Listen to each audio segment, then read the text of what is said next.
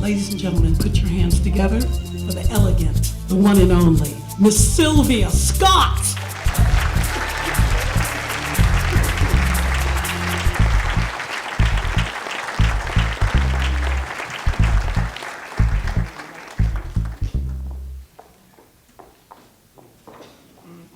I'm nervous.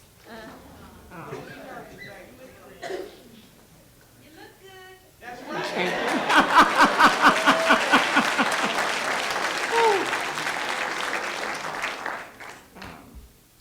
I'm sitting in my bed, and my husband Charles walks in, and he says, "What are you reading?"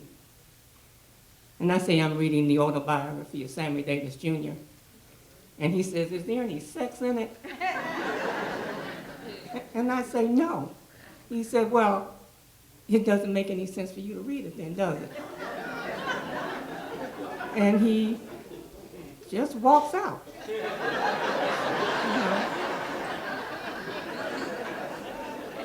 Here I am, 26 years old, living in Herman Gardens. It's a low-income housing project.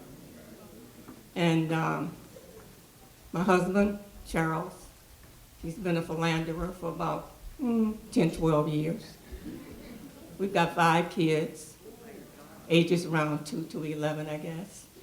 And I'm working at Mount Carmel Hospital as a nurse's aide, and I'm working the midnight shift so that I can be at home with the kids during the day.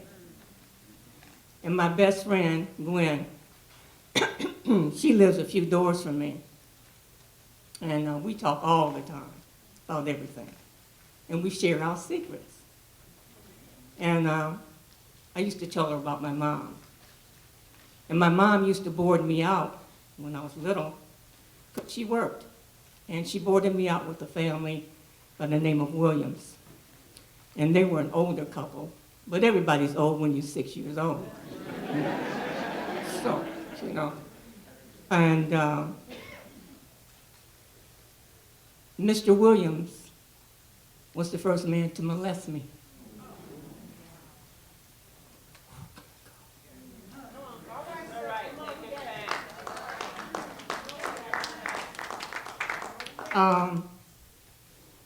There were others. There was a gentleman upstairs that my mother rented a room to, and there were family members. And I guess when I was around 12 or 13, the molestation, it lasted until I was about 12 or 13. And I was going through a magazine one day and I saw Lena Horne. She was tall, she was elegant, she was just fabulous, and she was black. And when I was a kid growing up, you didn't see that many black women in magazines. You just did not see them. Every blue moon. And I was tall and lanky and no damn curves whatsoever. I used to tell my friends, I'm the only black woman in America without an ass. So, and I told Gwen after I seen Lena Horne, I told her about the magazine and everything, and I told Gwen, I said, you know what? I'm a fine young thing, and I'm gonna be a fine old thing. All right.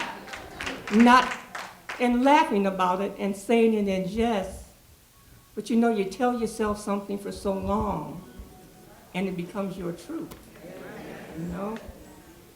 And so when this happens, and I tell Gwen, like I said, all of my secrets, and I used to tell her all the time too, because like I said, we were in the projects, and I always told her, there's something more. And Gwen would say, Sylvia, what is it? And I said, baby, I don't know, but I know that there's something more. And so when Charles walks in, and he says to me, what are you reading? And I tell him. And he tells me there's no sense reading it, if there's no sex in it, it hits me, I need to be gone, okay? But I got 75 damn cents in my pocket. I don't drive, so where am I going? So a few days later, I called my dad, and I said, hey, can you get me a trailer and help me find a small apartment for me and the kids? Well, I couldn't take all my kids with me, so I took 3, and 2 of them went with their dad and their grandparents. A friend of mine that I work with in Mount Carmel, she moved in with us because she was having a hard time too, okay? And I stayed there about a year, and I was going with this crazy white boy. He was a doctor at the hospital. And he said, Sylvia, he said, I'm getting ready to go back to Chicago. You can come with me. He said, you can get a job, that kind of thing. So I said, cool. So I asked the kids' dad, would he take the kids and let them stay with their grandparents? And he said, yes. Now, Charles and I had known each other since we were little kids.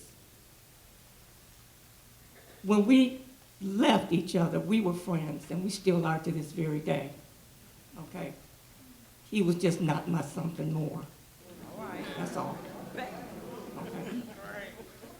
So I go to Chicago, crazy white boy. He wants to keep tabs on me.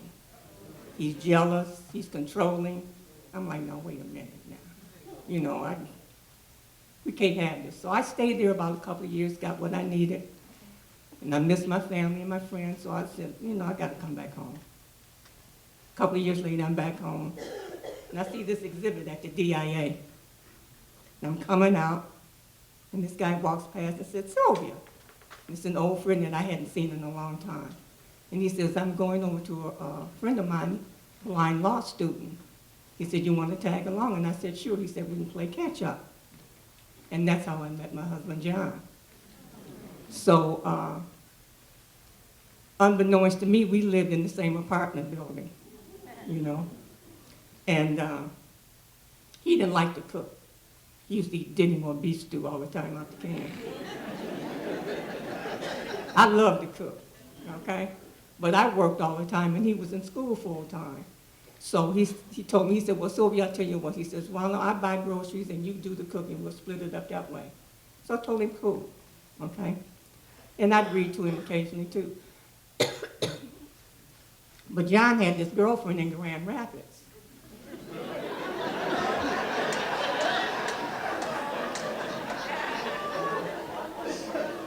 And I used to tease him, and I said, going to Grand Rapids to get a piece, that's a long way to go for a piece, boy. Long way to go. So, you know what my plan was. So, we played along, for a while, and after about a year, we ended up moving in together. And John has always been extremely supportive of me, okay? He had his issues and I had mine, but he was always very supportive. And I started to drink. Now, I'm not dealing with anger or molestation. I'm not dealing with any of that. And the guys would all come over to my house, or apartment, I should say, because John was only law student that could take his classes because of his blindness. So they would all fall over there, to listen to the tapes. Well, after their sessions, we started drinking. Well, we all drink cheap wine because then nobody had no money, And nobody paid any attention to me, because everybody else was getting drunk. Well, this continued on, and we had discussed not having children because I robbed the cradle. John's 10 years younger than Sylvia, okay? So that was okay if he didn't want any, But years later, he decided, I want babies. Well, shit, I'm too damn old now.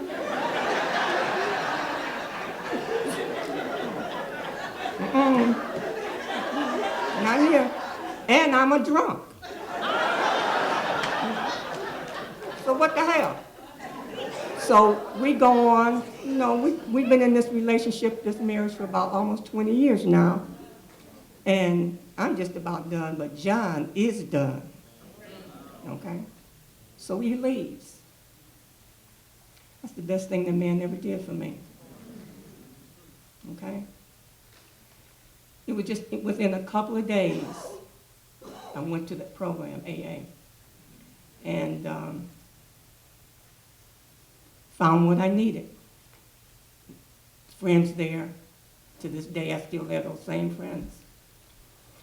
I had been in the program maybe about 4 months, and the guy walked past me and he said, baby, you sure look sad. He said, but you know what? That pity pot you sitting on, it don't flush. I'm like, oh, okay. And then, and only then, did I understand that Sylvia had to take responsibility for herself, her actions. What do you want? And I looked at myself and I said, who is this insane woman? Who are you? You've got all of this anger and you've never addressed any of this. So it took me a while, a good while, to sit with Sylvia, just like she said. You got to sit by yourself, and you got to talk to your God, and let him talk to you. Right. Nobody out here can help you, because we have a tendency to look outside of ourselves for something more. It ain't there. It's in here. God is always here. He ain't no place else. Right in here. And I had to learn that. It took me 50 damn years to learn that shit. I'm like, it's like, Sylvia, when you gonna wake up, girlfriend? I think about Lena Horne. I saw my mother in her. I saw my Aunt Mat in her. My Aunt Mat was a little bitty petite woman, okay? My Uncle Marvin was a tailor, but that woman had style. Oh my God. And he would make all of these clothes and he would dress her in these gabardine wools, and they would just lay on her. She was just too sweet, okay? And I saw a little bit of myself in her. And he was the one who made me love fabrics. I think about Gwen, because Gwen and I remained friends, but we were telephone buddies over the years. She became very isolative. And we both ended up with lung cancer because we were both drinkers and smokers. And I had lung cancer at the same time she did, but she wouldn't tell me that she had lung cancer. And she was a nurse because she wouldn't quit smoking. And we lost her about 6 years ago. And with the grace of God, I'm still here. Okay? And when I think about her, I think about what I used to tell her about something more and about being that fine young thing. And I wish you could see me now, because I'm that fine old thing.